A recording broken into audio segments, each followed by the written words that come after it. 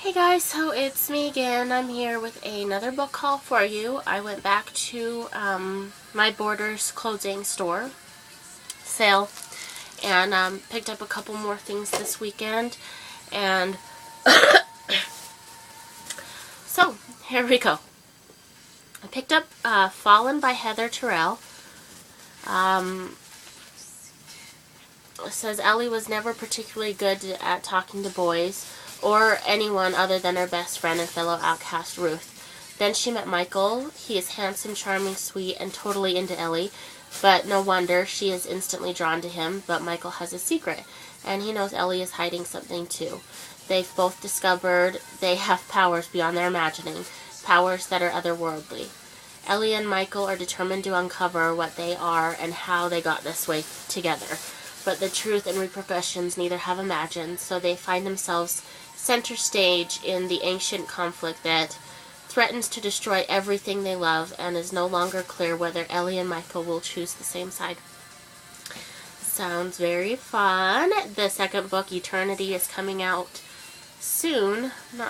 Don't remember the release date, but so I picked up Fallen Angel. I picked up Haunted by Kelly Armstrong. This is another Women of the Otherworld series. And if you guys know if these can be read out of order, because I only own Bitten and this one, Haunted.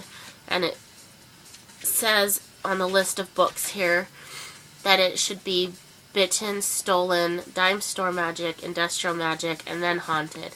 So if you guys know if I can read those out of order, or if I need to go buy those other books, I'd be interested in knowing that.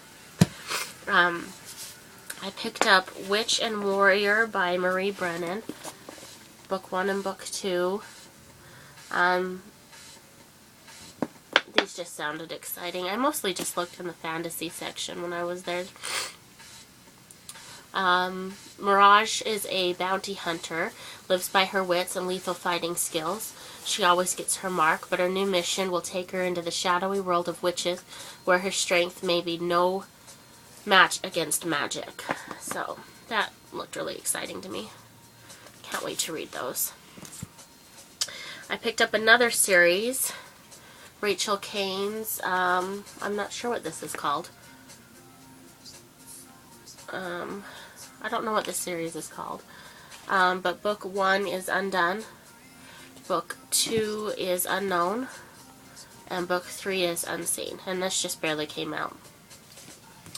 But book 1 says, once she was a powerful Din, when Cassiel defied her ruler Ashen, who tore her very essence away and reshaped her into human flesh as punishment.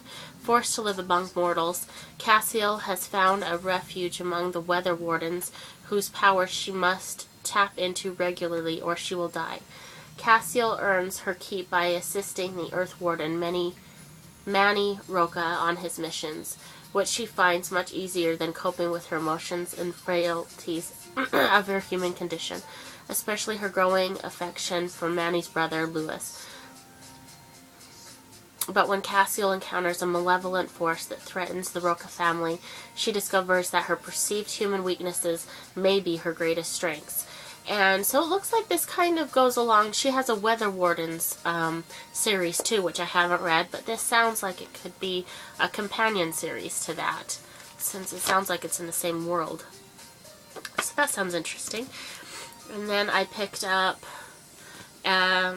this is a Dark Secrets novel, The Backdoor of Midnight. I have yet to read my Dark Secret books, but since this was on sale, I went ahead and picked it up. So, and then last but not least, only these two were in the young adult section. So these are the only young adult books. I haven't gone into detail enough. I looked into these enough to know if young adults can read them or not.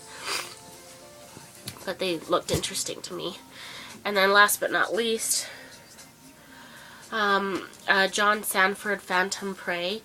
This is an adult novel about a widow who comes home to find her college-aged girl missing, and they're trying to see if it's the crowd she started hanging out with, which are goths. and so I thought that sounded interesting. Goths are very interesting people. That's who I hung out with in high school. So, anyway, so far, I'm finishing Breathe My Name today by R.A. Nelson, and I really like this. I'm giving it 4 stars. I've got about 100 pages left, and it's pretty interesting. It's about a girl who's been adopted, and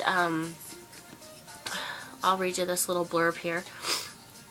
She meets this quirky guy at school, and it turns out that he's kind of quirky because he has an autistic brother. So his view on life is a little bit different than other people at schools. But it says, since her adoption, 17-year-old Frances has lived a quiet suburban life. But soon after, she begins falling for the new boy at school.